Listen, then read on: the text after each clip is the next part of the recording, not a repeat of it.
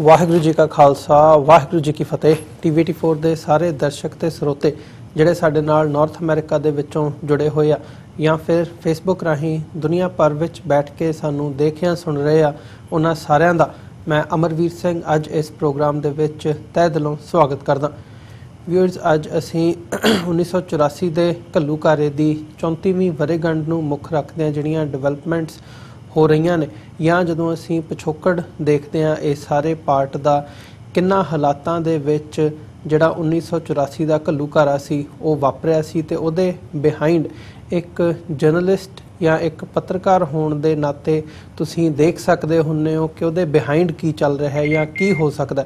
ਖਾਸ ਤੌਰ ਤੇ ਜਿਹੜੀ ਅੱਜ ਇੱਕ ਨਵੀਂ ਡਿਵੈਲਪਮੈਂਟ ਸਾਹਮਣੇ ਆਈ ਹੈ ਉਹ ਇਹ ਕਿ ਇੰਡੀਆ ਟੁਡੇ ਦੇ ਇੱਕ ਅਖਬਾਰ ਦੇ ਜਿਹੜੀ ਹੈਗੀ ਹੈ ਉਹਨਾਂ ਦੇ ਪੱਤਰਕਾਰ ਨੇ ਇੱਕ ਇੰਕਸ਼ਾਫ ਕੀਤਾ ਕਿ ਭਾਰਤ ਦੀ ਜਿਹੜੀ ਫੌਜ ਸੀ ਜਿਸ ਨੇ ਇਸ ਅਟੈਕ ਦੀ ਇਸ ਹਮਲੇ ਦੀ ਅਗਵਾਈ ਕੀਤੀ ਸੀ 1984 ਦੇ ਵਿੱਚ ਅਕਾਲ ਤਖਤ ਤੇ ਜਿਹੜਾ ਹਮਲਾ ਹੋਇਆ, ਉਹਨੂੰ ਟ੍ਰੇਨਿੰਗ ਇਜ਼ਰਾਈਲ ਦੀ ਜਿਹੜੀ ਏਜੰਸੀ ਸੀ ਉਹਨਾਂ ਦੇ ਬੰਦਿਆਂ ਵੱਲੋਂ ਦਿੱਤੀ ਗਈ ਸੀ।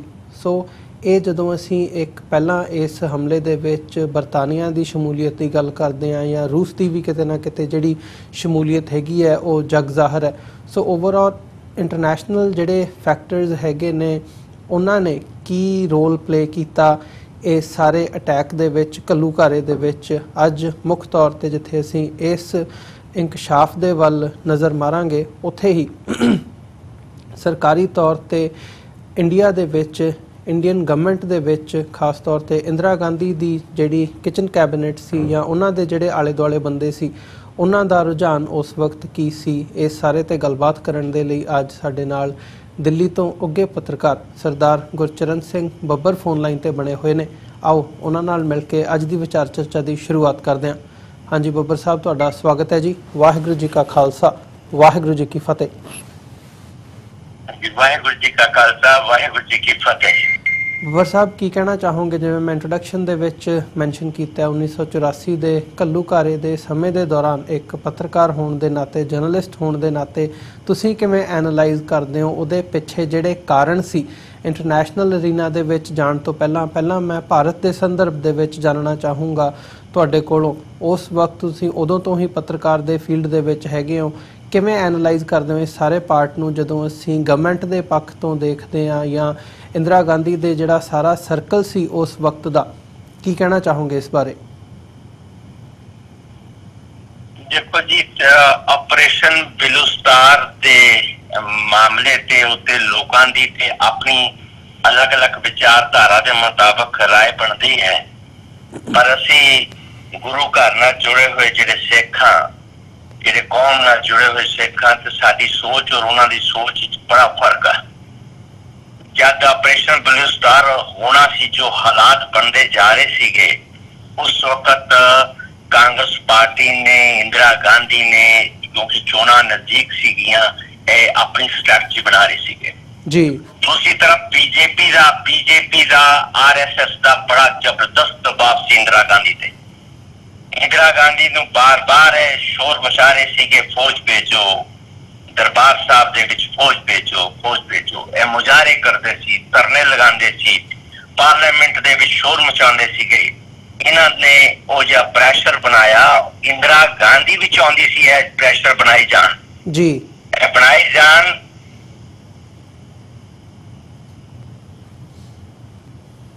ਮੌਕਾ ਮਿਲੇ ਔਰ ਮੈਂ ਫੌਜ ਭੇਜ ਕੇ ਇੱਕ ਜੰਗ ਜਿੱਤਣ ਦਾ ਐਲਾਨ ਕਰ ਦਵਾਂ ਕਿ ਮੈਂ ਦੇਖੋ ਦੇਸ਼ ਨੂੰ ਬਚਾ ਲਿਆ ਜੀ। ਇੱਕ ਰਾਜਨੀਤੀ ਸੀ ਉਸ ਵਕਤ ਵੋਟਾਂ ਹਾਸਲ ਕਰਨ ਦੀ, ਦੁਬਾਰਾ ਰਾਜ ਹਾਸਲ ਕਰਨ ਦੀ। ਬੀਜੇਪੀ ਆਪਣੇ ਤੌਰ ਤੇ ਬਹੁਤ ਦਬਾਅ ਬਣਾ ਰਹੀ ਸੀ, ਪਰ ਇੰਦਰਾ ਗਾਂਧੀ ਉਸ ਨੂੰ ਹੋਰ ਉਛਾਲ ਰਹੀ ਸੀਗੀ ਕਿ ਇਹ ਜਿਹੜਾ ਫੌਜ ਭੇਜੋ ਵਾਲਾ ਮਾਮਲਾ ਹੈ ਇਹ ਆਪੋਜੀਸ਼ਨ ਦੇ ਮੂੰਹ ਦੇ ਵਿੱਚ ਆ ਗਿਆ ਹੈ। ਆਪੋਜੀਸ਼ਨ ਜਿਹੜੀ ਹੈ ਆਪ ਰੋਲਾ ਪਾ ਰਹੀ ਹੈ ਤੇ ਮੈਨੂੰ ਸਪੋਰਟ ਮਿਲੇਗੀ। ਹੋਇਆ ਵੀ ਤਾਂ ਜਦ ਆਪਰੇਸ਼ਨ ਬਲੂ ਸਟਾਰ ਕੀਤਾ ਇੰਦਰਾ ਗਾਂਧੀ ਨੇ ਤੇ ਵਾਜਪਾਈ ਨੇ ਨੂੰ ਦੁਰਗਾ ਦਾ ਖਿਤਾਬ ਦਿੱਤਾ ਜੀ, ਦੁਰਗਾ ਮਾਤਾ ਦਾ ਖਿਤਾਬ ਦਿੱਤਾ, ਸ਼ੇਰਨੀ ਦਾ ਖਿਤਾਬ ਦਿੱਤਾ। ਇਹਨਾਂ ਨੇ ਸਵਾਗਤ ਕੀਤਾ, ਇਹਨਾਂ ਨੇ ਮਠਾਈਆਂ ਵੰਡੀਆਂ, ਇਹਨਾਂ ਨੇ ਬਹੁਤ पूरे देश जश्न मनाया RSS और बीजेपी का रोल सीगा और इंदिरा गांधी चाहती सीगी और उसी करके आ जरा ऑपरेशन बिलुस्तार इन्होंने किया। इन्होंने ऐसे हालात बना दिते देश के विच कि देश टूटन वाला है, देश टुकड़े टुकड़े होने वाला है, देश टूट के खालिस्तान बनने वाला है। इन्होंने रोला इतना जबरदस्त मीडिया दे विच इन्होंने एक ऐसा सीन खड़ा कर दिता कि पूरे देश के लोगों दे विच एक माहौल बना दिता कि देश टूटन वाला है और पाकिस्तान इहदे नाल मिलिया होया है और एक खालिस्तान बना लगे ने, सिखिस्तान बना लगे ने। और संत जरनैल सिंह जी बारे इन्होंने एक ऐसा चेहरा सामने लेके आंदा मीडिया दे विच जिस तरह बहुत खतरनाक आदमी जिहड़ा है वो श्री दरबार साहब दे विच बैठा है। एक well plan well organised strategy सी इंदिरा गांधी दी जी। ਜਿਵੇਂ ਤੁਸੀਂ ਕਾਂਗਰਸ ਦੀ ਗੱਲ ਕੀਤੀ ਹੈ, ਬੀਜੇਪੀ ਦੀ ਗੱਲ ਕੀਤੀ ਹੈ, ਉਹਦੇ ਨਾਲ RSS ਦੀ ਵੀ ਇਹਦੇ 'ਚ ਬੈਕਿੰਗ ਦੀ ਤੁਸੀਂ ਗੱਲ ਕੀਤੀ ਹੈ। ਜਿਹੜੀਆਂ ਹੋਰ ਸਿਆਸੀ ਪਾਰਟੀਆਂ ਨੇ ਭਾਰਤ ਦੇ ਵਿੱਚ ਮੁੱਖ ਤੌਰ 'ਤੇ ਜੇ ਅਸੀਂ ਲੈਫਟ ਨੂੰ ਦੇਖਣਾ ਹੋਵੇ CPI CPM ਜਾਂ ਜਿਹੜੀਆਂ ਹੋਰ ਸਿਆਸੀ ਪਾਰਟੀਆਂ ਹੈਗੀਆਂ ਨੇ ਉਹ ਕਿੱਥੇ ਕੁ ਸਟੈਂਡ ਕਰਦੀਆਂ ਸੀ ਇਸ ਸਾਰੇ ਪਾਰਟ ਦੇ ਵਿੱਚ? ਲੈਫਟ ਰੋਲਾ ਤੇ ਬਹੁਤ ਪਾਉਂਦਾ ਸੀਗਾ ਪਰ ਲੈਫਟ ਵਾਲਿਆਂ ਨੇ ਆਪਰੇਸ਼ਨ ਬਿਲੂਸਟਾਰ ਵਰਗੀ ਗੱਲ, ਫੌਜ ਭੇਜਣ ਦੀ ਗੱਲ ਜਿਹੜੀ ਹੈ ਜਿਤਨੇ ਬੜੇ ਪ੍ਰਭਾਵਸ਼ਾਲੀ ਤਰੀਕੇ ਨਾਲ ਨਹੀਂ ਕੀਤੀ।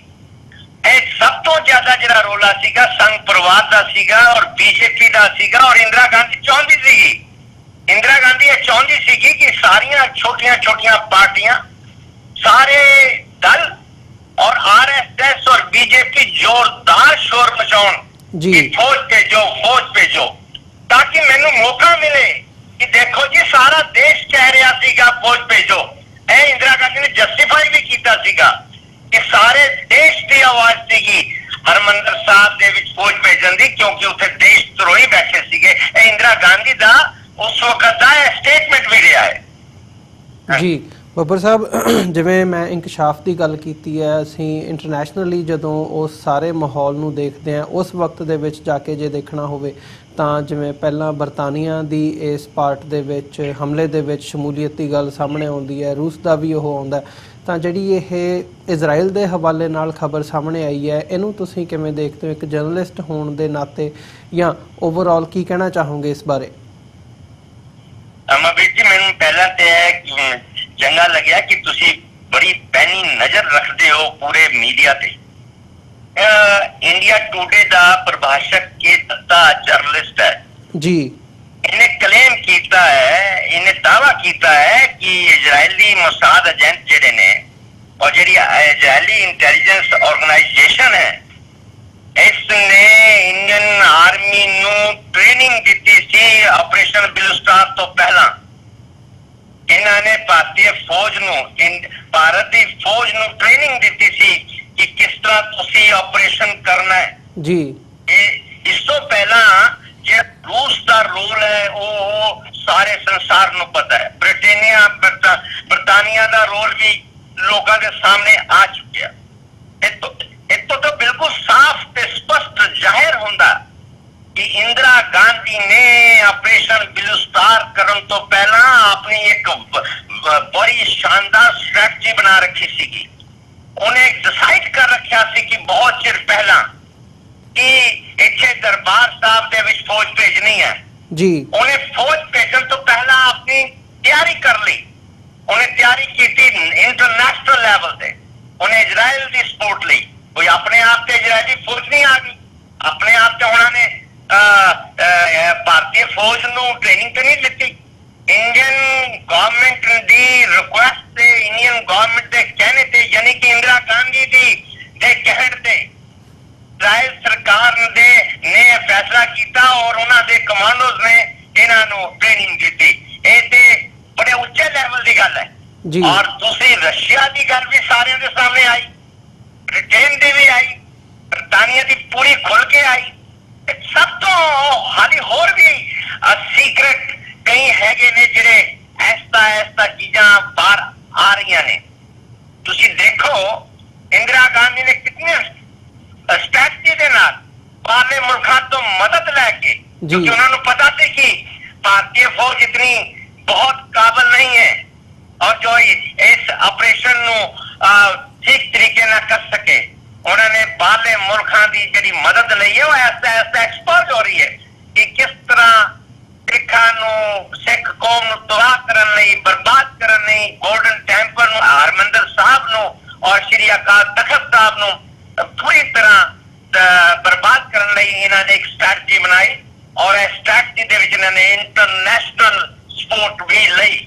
जी ਬੱਬਰ ਸਾਹਿਬ, ਜਿਵੇਂ ਅਸੀਂ ਗੱਲ ਕੀਤੀ ਹੈ ਸਟ੍ਰੈਟਜੀ ਦੀ, ਤੁਸੀਂ ਗੱਲ ਕਰਦੇ ਹੋ, ਤੁਹਾਨੂੰ ਲੱਗਦਾ ਵੀ ਜਿਹੜੀ ਇਸ ਹਮਲੇ ਤੋਂ ਬਾਅਦ ਉਹਨਾਂ ਨੇ ਸੋਚਿਆ ਹੋਣਾ ਵੀ ਸਿੱਖਾਂ ਦੀ ਪਾਪੂਲੇਸ਼ਨ ਜਿਵੇਂ ਬਾਹਰਲੇ ਮੁਲਕਾਂ 'ਚ ਵੀ ਹੈਗੀ ਆ, ਉਹਨਾਂ ਨੇ ਦਬਾਅ ਬਣਾਉਣਾ ਜਾਂ ਪ੍ਰੋਟੈਸਟ ਕਰਨਾ ਇਹਦੇ ਖਿਲਾਫ, ਤਾਂ ਕਿਤੇ ਨਾ ਕਿਤੇ ਸਰਕਾਰਾਂ ਨੂੰ, ਬਾਹਰਲੇ ਮੁਲਕਾਂ ਦੀਆਂ ਸਰਕਾਰਾਂ ਨੂੰ ਉਹਨਾਂ ਨੂੰ ਕਾਣੇ ਕਰਨ ਦੀ ਨੀਤੀ ਕਹਿ ਲਓ ਜਾਂ ਇਹ ਕਹਿ ਲਓ ਵੀ ਉਹਨਾਂ ਦਾ ਜਵਾਬ ਬਾਅਦ ਦੇ ਵਿੱਚ ਦੇਣ ਦੀ ਥਾਂ 'ਤੇ ਉਹਨਾਂ ਨੂੰ ਪਹਿਲਾਂ ਹੀ ਜਿਹੜੀ ਸ਼ਾਮਲ ਕਰਨ ਦੀ ਇਹ ਨੀਤੀ ਸੀ ਇਹ ਘੜੀ ਗਈ ਸੀ ਤਾਂ ਕਿ ਇਸ ਸਿਚੁਏਸ਼ਨ ਤੋਂ ਬਾਅਦ ਜਿਹੜੀ ਸਥਿਤੀ ਸਾਹਮਣੇ ਆਉਣੀ ਹੈ ਉਹਨੂੰ ਪਹਿਲਾਂ ਹੀ ਕੰਟਰੋਲ ਕਰਨ ਦੀ ਜਿਹੜੀ ਇੱਕ ਕੋਸ਼ਿਸ਼ ਸੀ ਇਹ।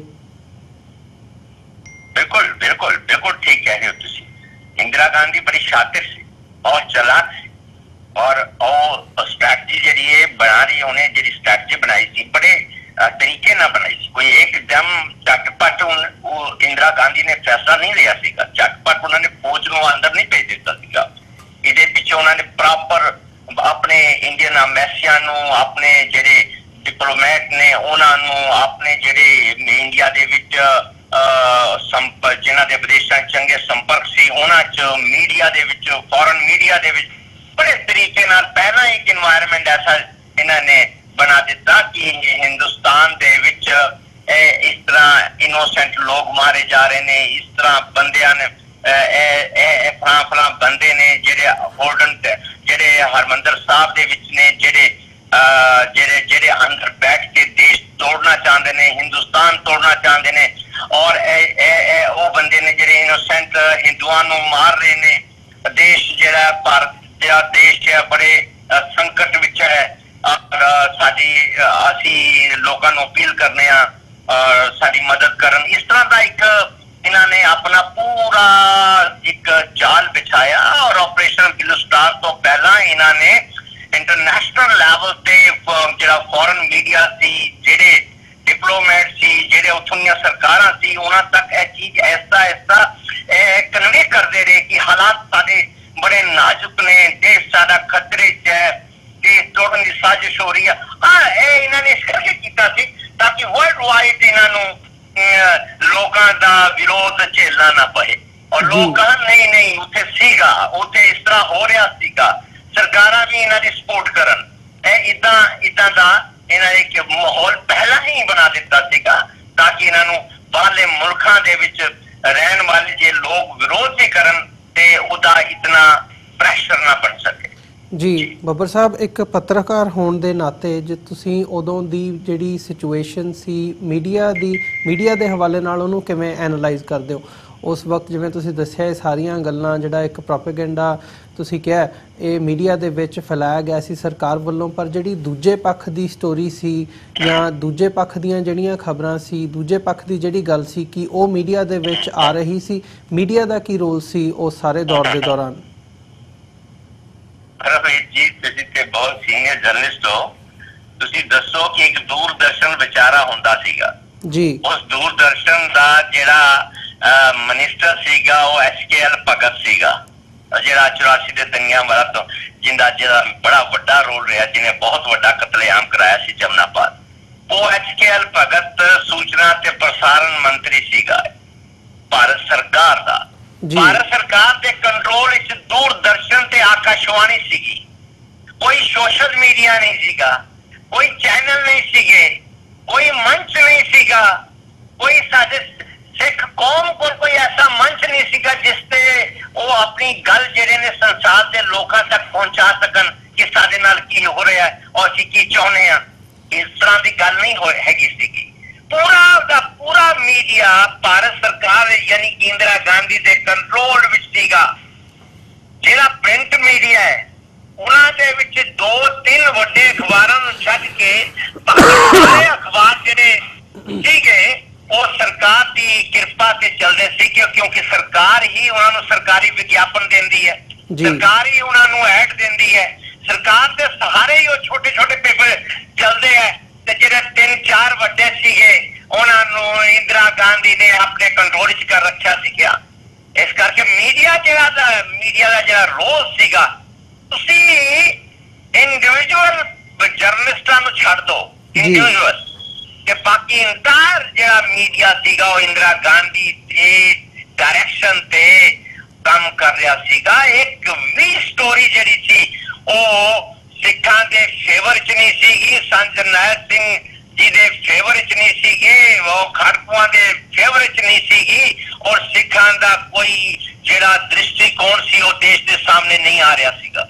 ਜੀ ਬੱਬਰ ਸਾਹਿਬ, ਇੱਕ ਹੋਰ ਗੱਲ, ਮੈਂ ਇੱਕ ਡਿਫਰੈਂਟ ਜਿਹੜਾ ਨੁਕਤਾ ਹੈਗਾ ਸਿੱਖ ਰੈਫਰੈਂਸ ਲਾਇਬ੍ਰੇਰੀ ਦਾ, ਉਸ ਬਾਰੇ ਵੀ ਤੁਹਾਡੇ ਵਿਚਾਰ ਜਿਹੜੇ ਨੇ ਜਾਣਨੇ ਚਾਹੂੰਗਾ, ਕਿਉਂਕਿ ਇੱਕ ਵਾਰ ਜਿਹੜੇ ਜਾਰਜ ਫਰਨਾਂਡੇਸ ਸੀ ਉਹਨਾਂ ਨੇ ਇਹ ਗੱਲ ਕਬੂਲ ਕੀਤੀ ਸੀਗੀ ਆਫੀਸ਼ੀਅਲੀ ਕਿ ਸਾਡੇ ਕੋਲ ਜਿਹੜਾ ਸਿੱਖ ਰੈਫਰੈਂਸ ਲਾਇਬ੍ਰੇਰੀ ਦਾ ਸਾਰਾ ਇਤਿਹਾਸਕ ਸਮਾਨ ਹੈਗਾ ਜਿਹੜਾ ਕਿ ਭਾਰਤੀ ਫੌਜ ਵੱਲੋਂ 7 ਜਾਂ 8 ਜੂਨ ਨੂੰ ਉੱਥੋਂ ਲਿਜਾਇਆ ਗਿਆ ਆਰਮੀ ਦੇ ਟਰੱਕਾਂ ਦੇ ਵਿੱਚ ਭਰ ਕੇ, ਉਹ ਸਾਡੇ ਕੋਲ ਮੌਜੂਦ ਹੈ।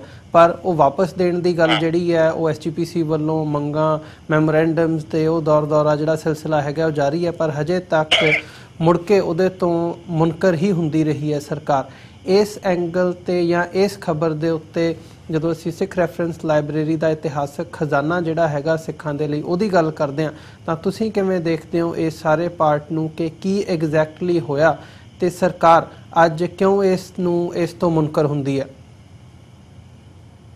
ਦੇਖੋ, ਜਿਹੜੀ ਸਿੱਖ ਰੈਫਰੈਂਸ ਲਾਇਬ੍ਰੇਰੀ ਦੀ ਗੱਲ ਹੈ ਉਹ ਤੇ ਜਦ ਆਪਰੇਸ਼ਨ ਬਿਲੂਸਤਾਰ ਤੋਂ ਫੌਰਨ ਬਾਅਦ ਹੀ ਅਸਾ ਕੌਮ ਵੱਲੋਂ ਔਰ ਲੀਡਰਸ਼ਿਪ ਵੱਲੋਂ ਇਹ ਕਿਹਾ ਗਿਆ, ਔਰ ਮੀਡੀਆ ਦੇ ਵਿੱਚ ਵੀ ਇਹ ਖਬਰਾਂ ਬੜੀਆਂ ਖੁੱਲ ਕੇ ਛਪੀਆਂ ਕਿ ਲਾइब्रेरी का बड़ा जो इंपॉर्टेंट समान है सरकार ने अपने कब्जे च ले लिया है और उन्होंने संभाल लिया है ताकि वो जले ना सड़े ना, उन्होंने बचाया है जी। एक स्टेटमेंट जेड़ा गवर्नमेंट की तरफों भी जेड़ी सी वो सूत्रां दे मुताबिक खबर आउंदी सी कि तुहानू जेड़े सूत्र दसदे पे ने कि समान है ते गवर्नमेंट भी मनदी है जी।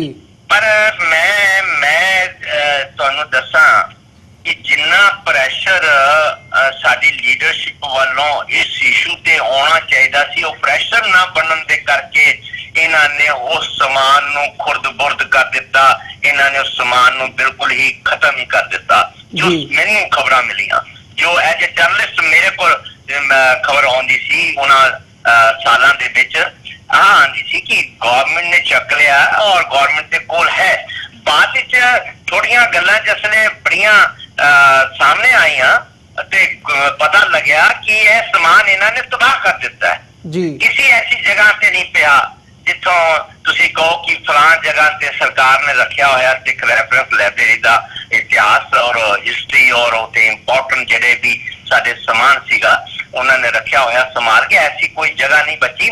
जे इन्होंने उस वक्त संभालिया भी सीगा उथों लेके चले गए सीगे और किथे रखा भी सीगा ते मेरे मुताबिक और जो जर्नलिस्ट लोग इंफॉर्मेशन देंदे सी उसके मुताबिक वो सामान भी तबाह करवा दिता गया ताकि कोई एविडेंस बचे ही ना, कोई चीज बचे ही ना। बिल्कुल तबाह करन दा जब इन्होंने मिशन ही तबाह करना सीगा, क्यों सारी हिस्ट्री संभाल के रखेंगे? इन्हों को मौका सीगा कि हिस्ट्री जी है वो सारी जब ऑपरेशन ब्लूस्टार दे विच अग लगी तबाह हो गई जी। असी कोई चीज नहीं रखी। हुण इन्होंने बार बार पिछे स्टेटमेंटा भी आईयां और खबरां भी कदी कदी निकल आउंदियां ने, उन्हां च है कि साडे कोल किथे जे है ते दसो किथे असी रखिया जी। हां जी, इस करके वो तबाही कर दिता गया हां जी। ਬੱਬਰ ਸਾਹਿਬ, ਇੱਕ ਅਖੀਰ ਦੇ ਵਿੱਚ ਜੇ ਮੈਂ ਤੁਹਾਨੂੰ ਪੁੱਛਣਾ ਹੋਵੇ ਵੀ ਯੂਥ ਦੇ ਹਵਾਲੇ ਨਾਲ ਜਿਹੜਾ ਸਿੱਖ ਯੂਥ ਅੱਜ ਮੌਜੂਦ ਹੈਗਾ, ਭਾਵੇਂ ਉਹ ਭਾਰਤ ਦੇ ਵਿੱਚ ਹੋਵੇ ਜਾਂ ਭਾਰਤ ਤੋਂ ਬਾਹਰਲੇ ਮੁਲਕਾਂ ਦੇ ਵਿੱਚ ਬੈਠਾ ਹੋਵੇ, ਇਸ ਮੌਕੇ 'ਤੇ ਸਾਰਿਆਂ ਦੇ ਮਨਾਂ ਦੇ ਵਿੱਚ ਇੱਕ ਪੀੜ ਹੈਗੀ ਹੈ, ਦਰਦ ਹੈ ਜੋ ਉਹ ਮਹਿਸੂਸ ਕਰਦੇ ਨੇ, ਅਤੇ ਭਾਰਤ ਸਰਕਾਰ ਦੇ ਖਿਲਾਫ ਕਿਤੇ ਨਾ ਕਿਤੇ ਜਿਹੜਾ ਇੱਕ ਰੋਸ ਹੈਗਾ ਉਹ ਵੀ ਜਿਹੜਾ ਹੈ ਉਹ ਨਜ਼ਰ ਆਉਂਦਾ ਹੈ। ਉਹ ਪ੍ਰੋਟੈਸਟ ਹੋਣ ਜਾਂ ਧਾਰਮਿਕ ਸਮਾਗਮ ਹੋਣ ਸ਼ਹੀਦਾਂ ਦੀ ਯਾਦ ਦੇ ਵਿੱਚ ਜੋ ਅੱਜ ਦੁਨੀਆ ਭਰ ਦੇ ਵਿੱਚ ਸਾਨੂੰ ਦੇਖਣ ਨੂੰ ਮਿਲ ਰਹੇ ਨੇ। ਸੋ ਉਹਨਾਂ ਦੇ ਹਵਾਲੇ ਦੇ ਨਾਲ ਯੂਥ ਨੂੰ ਮੁੱਖ ਰੱਖਦਿਆਂ ਕੀ ਮੈਸੇਜ ਜਾਂ ਕੀ ਸੰਦੇਸ਼ ਦੇਣਾ ਚਾਹੋਗੇ? ਕਿਉਂਕਿ ਜੇ ਇਹ ਸਾਰੇ ਪਾਰਟ ਨੂੰ ਐਨਾਲਾਈਜ਼ ਕਰਨਾ ਹੋਵੇ ਤਾਂ ਡਾਇਰੈਕਟ ਜਿਹੜਾ ਹਮਲਾ ਹੈਗਾ ਭਾਵੇਂ ਉਹ ਇਤਿਹਾਸ ਦੇ ਹਵਾਲੇ ਨਾਲ ਹੋਵੇ, ਫਿਜ਼ੀਕਲੀ ਹੋਵੇ, ਹਰ ਇੱਕ ਐਂਗਲ ਤੋਂ ਇੱਕ ਹਮਲੇ ਦੇ ਰੂਪ ਦੇ ਵਿੱਚ ਇਹਨੂੰ ਸਿੱਖਾਂ ਵੱਲੋਂ ਦੇਖਿਆ ਜਾ ਰਿਹਾ ਹੈ। ਤੇ ਕੀ ਕਹਿਣਾ ਚਾਹੋਗੇ ਇਸ ਵਕਤ ਜਿਹੜਾ ਯੂਥ ਹੈ? देखो जी, विदेशों च रहने वाले सिख यूथ की सोच, अप्रोच, निशाना, टारगेट, गोल अचीव करना मैं समझदा बड़ा अलग है।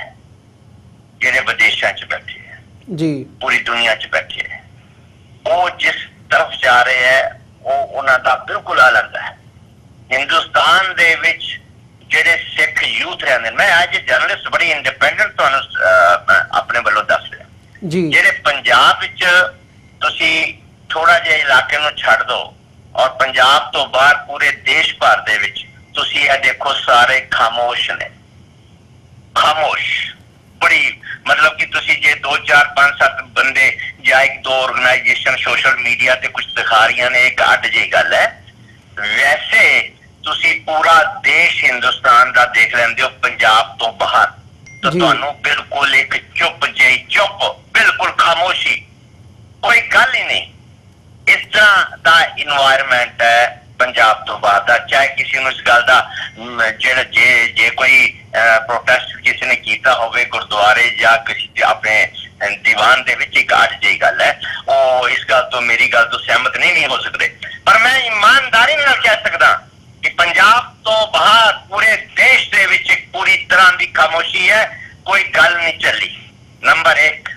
नंबर 2, पंजाब विच भी जे मैं झाती मारदा, मैं देखदा कि 1 जून तो लैके हुण तक जी जे जितना प्रेशर, जिस तरीके का प्रेशर, जिस तरीके की आवाज बुलंद होनी चाहिए, तुसी सोशल मीडिया दियां कुछ वीडियोस देख के या कुछ दीवाना दे विच प्रचारकां वालों बोल सुन के या तुसी किसी दीवान दे विच किसी लीडर दी स्टेटमेंट आ रही है उन्होंने दिखा के कह सकते हो कि बहुत कुछ हो रहा।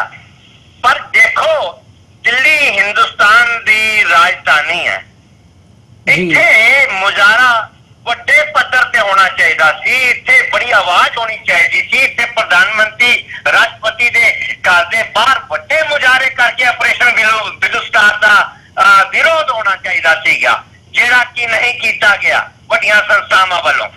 ਤੁਸੀਂ ਮੇਰੀ ਗੱਲ ਤੋਂ ਸਹਿਮਤ ਹੋ ਜਾਂ ਨਹੀਂ ਹੋ, ਇੱਕ ਅੱਡ ਗੱਲ ਹੈ, ਪਰ ਦਰਬਾਰ ਸਾਹਿਬ ਦੇ ਵਿੱਚ ਸਿਰਫ ਜੀ ਖੜੇ ਹੋ ਕੇ ਆਪਸ ਵਿੱਚ ਇੱਕ ਦੂਸਰੇ ਦਾ ਵਿਰੋਧ ਕਰਕੇ ਅਸੀਂ ਕੋਈ ਚੰਗਾ ਕੰਮ ਨਹੀਂ ਕਰ ਰਹੇ। ਇਹ ਮੈਂ ਹਿੰਦੁਸਤਾਨ ਦੇ ਹਿਸਾਬ ਦੇ ਨਾਲ ਤੁਹਾਨੂੰ ਦੱਸ ਰਿਹਾ। ਤੁਸੀਂ ਸਿਰਫ ਦਰਬਾਰ ਸਾਹਿਬ ਦੇ ਵਿੱਚ ਖੜੇ ਹੋ ਕੇ ਇੱਕ ਦੂਸਰੇ ਨੂੰ ਅਬਿਊਜ਼ ਕਰਕੇ ਕੋਈ ਚੰਗਾ ਕੰਮ ਨਹੀਂ ਕਰ ਰਹੇ।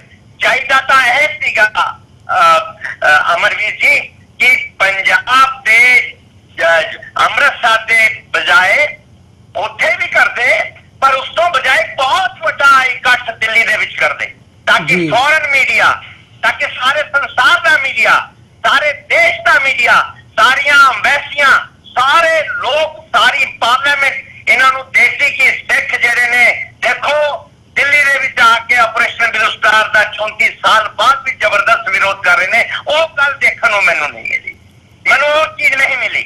जेड़ा एक पढ़िया लिखा तेज तरह सूझवान यूथ दिल्ली च आउंदा ते उहदा एक इंपैक्ट ਜਿਹੜਾ ਸੰਸਾਰ ਭਰ ਵਿੱਚ ਜਾਂਦਾ।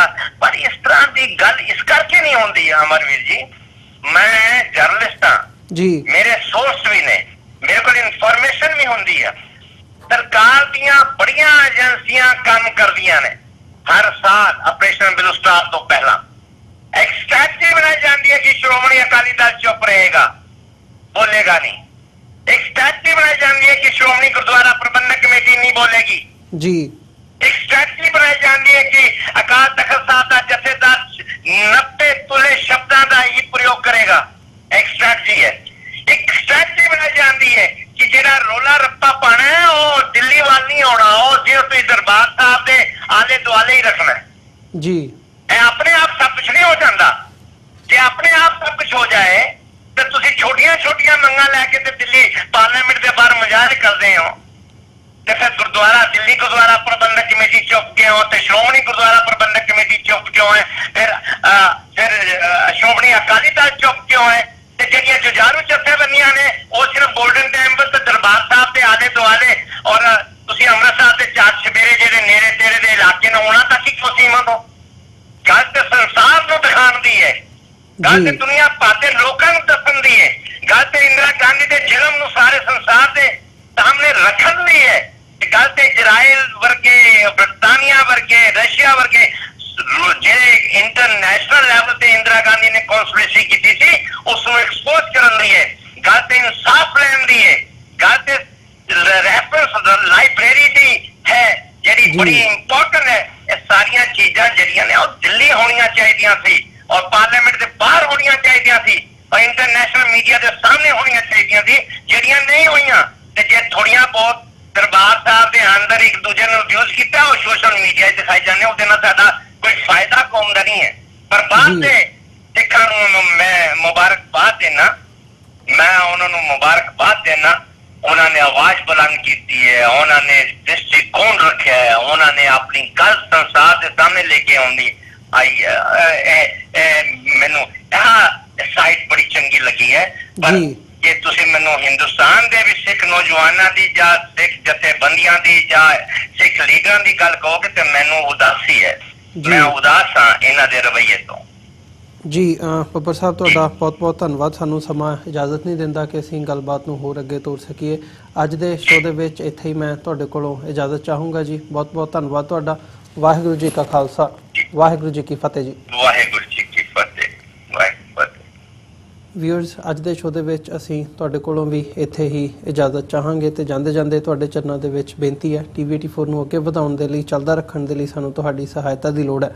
TV84 ਨੂੰ ਡੋਨੇਟ ਕਰਨ ਦੇ ਲਈ ਤੁਸੀਂ ਸਾਡੀ ਵੈਬਸਾਈਟ www.tv84.tv ਤੇ ਜਾ ਕੇ ਸਾਨੂੰ ਡੋਨੇਟ ਕਰ ਸਕਦੇ ਹੋ ਤੇ ਮੰਥਲੀ ਡੋਨੇਸ਼ਨਸ ਦੇ ਲਈ ਪਲੈਜ ਕਰ ਸਕਦੇ ਹੋ।